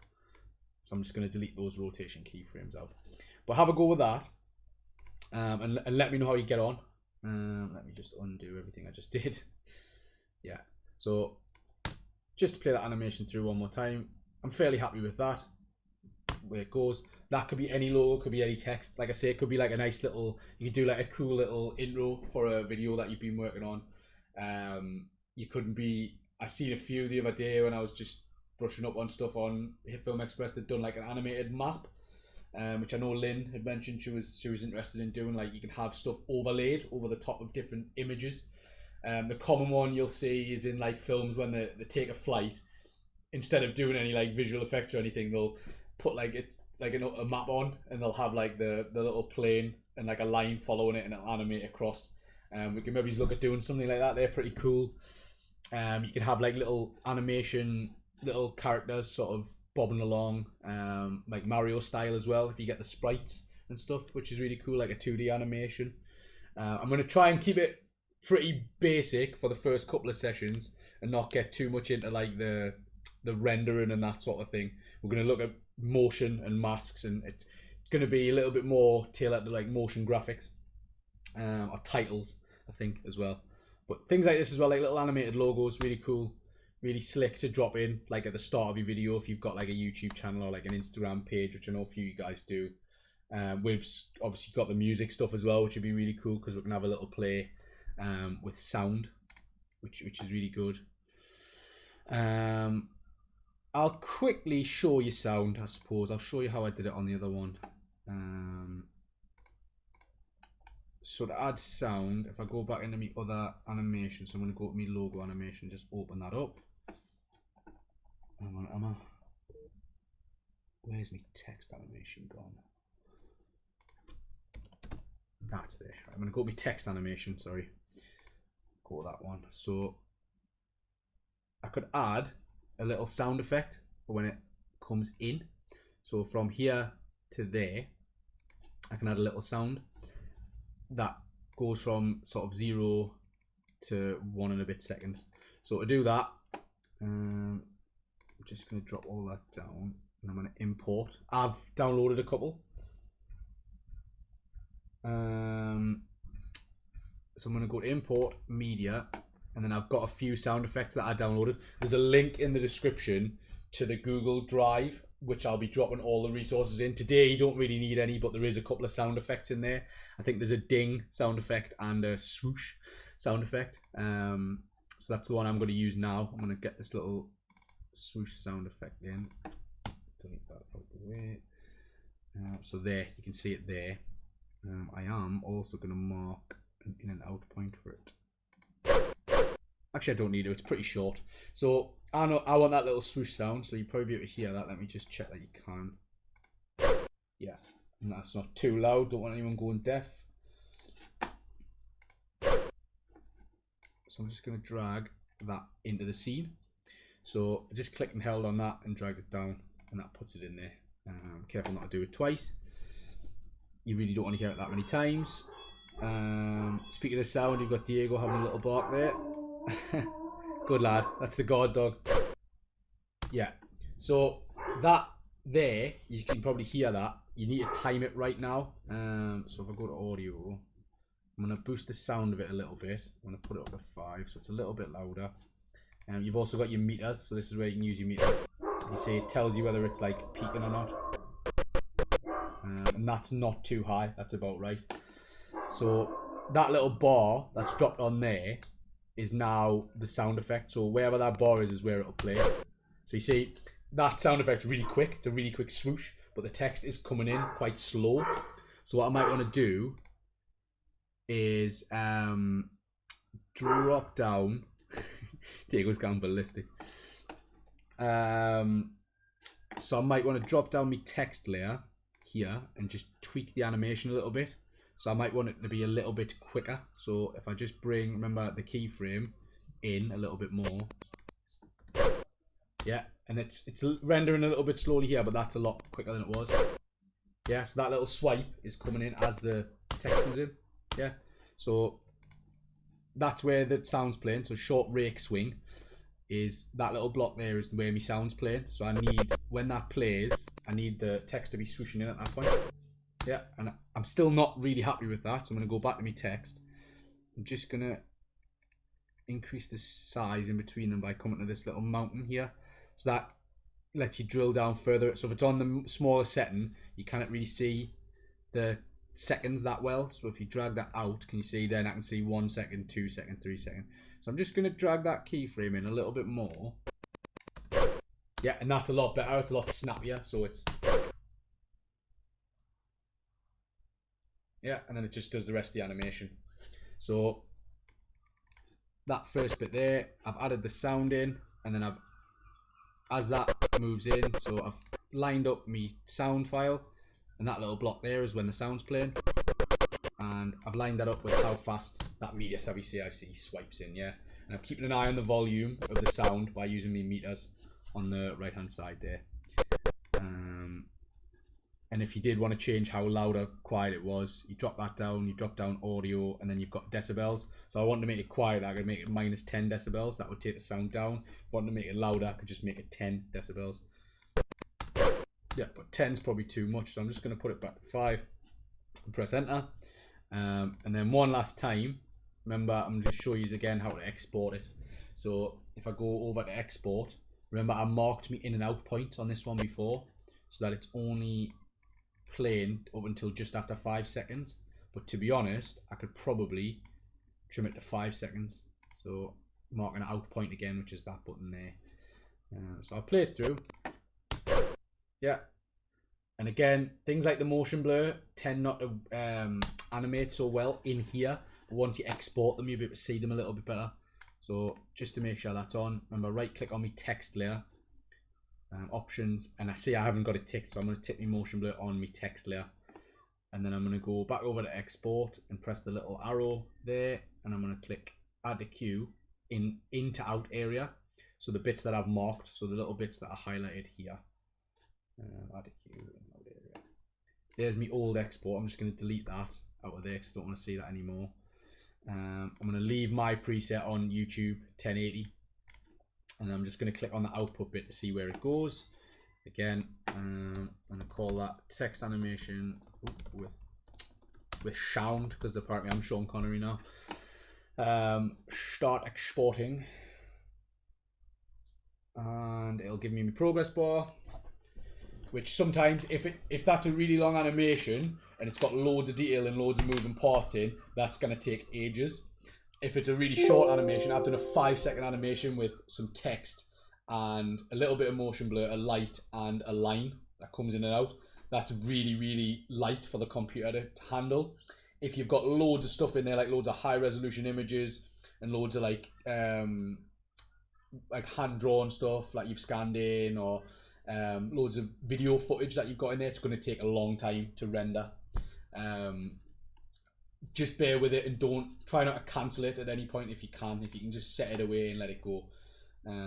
So if I go to my Hitfilm Express folder and export, I have a text animation with sound. I'm going to open it and I'm going to pause it and go back to the start. So that motion blur, you can really see it at the start now. So if I just scrub backwards, so can you see there? That's what that motion blur does. It adds like a motion trail to it. So if I just play it again, yeah, and the sound works quite well as well. And then it just disappears behind there. So I play again. Yeah, so that swipe sound as it comes in with the motion blur on gives it that. It just gives it another little dimension. Yeah, and it doesn't have to come from left to right. That swipe, it could come from anywhere. It could come from the top, could from diagonally, could come from left to right, up, down. Have a play with it. Really, honestly, I can't stress enough how much you guys just need to have a little practice at the positioning of something. You could also have, like, in terms of sound, you could have like the a logo, say, increasing in size, and then a balloon pop sound, and then the logo disappears. That's another cool one. So like a balloon sort of inflating is the sound, and then you get a pop and the logo disappears. Have a go at it. Obviously download Hitfilm Express if you haven't, and have a little play around. And if, like I say, don't worry about the masks if you kind of get there. If you've jumped right ahead and you're thinking this is dead easy, I'm moving my stuff around, have a little go at the mask, masking a layer out, and hiding stuff behind each other. It's very complicated, and I do plan to go back over it. I'm going to try on the next session. So yeah, Linda, just asking about the how many sessions. I think 3 to start with. I think one's going to be like how to do, I'm going to try and do a theme on them. So one might be how to do like a fully animated logo, or like what you call an intro. So like, you know, when you go on a YouTube video and they've got their own intro, and it's like there's a little bit of music playing, and like it's the logo will pop up, but then it'll, like, the camera will tilt a little bit and there'll be like a little light sort of moving around and stuff. I'll have a little look at something like that. I've got planned, if you've seen like the new Sky Sport have got like a new thing where like the scenes transition based on the beat of the music. That can be quite good to do as well. So we can have things, we can pick like a track. Doesn't really matter what kind of track it is, as long as it has like a beat, and when the beat hits, you animate something in as that beat hits, and it, you know, like it could be like a series of just random shapes really, and it beats in, and then as the beat happens, they start disappearing. I'll explain a little bit more, but we're going to look at timing. It's all animation is timing. So you're setting your different points in time and where things appear on the screen, and I'm going to try and theme them a little bit to things that you've probably seen, so we'll like be recreating different stuff. So today's just been a little bit of a free hit for me to bring in some text, have it sort of animate and move, do a little crawl, have a little bit lighting. This is just really an experiment for you guys to have a little try with it. I'm gonna drop the survey in if you guys don't mind filling that out. This will be a really good one because you will actually be able to give us some feedback on the animation, what you think was good, what you're struggling with. Was it too complicated? If it is, that's fine, because like I say, this is probably the first time a lot of you guys are doing anything like that. So what I'm going to do is I'm going to drop my email address in the chat right now. It's just hitfilm@mediacic. Fire me an email across if you're really struggling, and I'll try and build something in. I'll take everyone's feedback from the survey, from your emails, from your messages, and I'll try and cover what the majority of people are struggling with the most. Yeah, to be honest, Lynn, I mentioned the map, the animated map, which was one of Lynn's ideas. I wouldn't even start there. Like I say, I would start with just following this back in your own time, like you're saying. What the beauty of the YouTube videos is you can pause them and go back. I did make a few mistakes today, so apologies for that. The main reason is, like I say, you know, the layouts are different, and it doesn't translate. Hitfilm Express is its own sort of program, so it's not like working in the Adobe suite where everything's sort of similar. This has got its own range of like different tools and layouts and stuff. But it's a really good useful resource because you can do video editing and you can do animation and you can do visual effects. So if you haven't already got it, download it and have a go with it. And if you are having any trouble, if it's with video editing, Daniel can help you out because he did his series on that. And if it's with the animation stuff and keyframes and masks and lighting and cameras and all that sort of stuff, give me a shout. But I will be covering it in more detail. I just really wanted you guys to have a once over of how to move stuff around in the timeline. So have a go through the week. Over the weekend if you want. It's Friday, so you're not going to get a chance to have a go through the week. Have a go over the weekend, and you know, Monday, Tuesday, drop me a line, and then I'll look to set up the next session. So it'll be session 1 rather than this was like an introduction. We'll go with session 1, and I'll come up with an idea based on your feedback, if that's at all possible. I've got a few things in mind anyway, but if you guys are particularly asking about one thing or a couple of things, I can cover them. Part of the biggest battle is going to be getting your head around keyframes, so where stuff's moving and how it's moving. So again, like I say, just have a little go with your logos. Download any logo, really. If you've got something in mind for a project, start having a play. If not, go onto Google. I downloaded the Apple logo, so you know, just steal whatever you like in terms of using it for educational purposes. If you're putting it out on social media, which I know a couple of you guys might be doing, be very careful with the assets you use. Make sure they're copyright free. But again, I can cover that, how to get copyright free assets. The 2 sound files I've dropped in the Google Drive are both royalty free, so you can use them in anything. I'll cover that probably at the start of next session, like gathering assets, and where to get them from, and copyright free and Creative Commons and all that sort of thing. I've got me thing on a delay at the moment, so I will leave the chat on if anyone's got any problems right now. If not, like I say, emails, Facebook messages, comment on the YouTube video if you need to as well. That'd be great, and we'll go from there. Cool. So yeah, cheers guys, and happy animating. We'll see how you get on, and we'll crack on in the next session, which will not be next week. It'll be the week after, but I'll make sure you guys have got the details of that. And if you haven't already, fill the survey in. And peace out.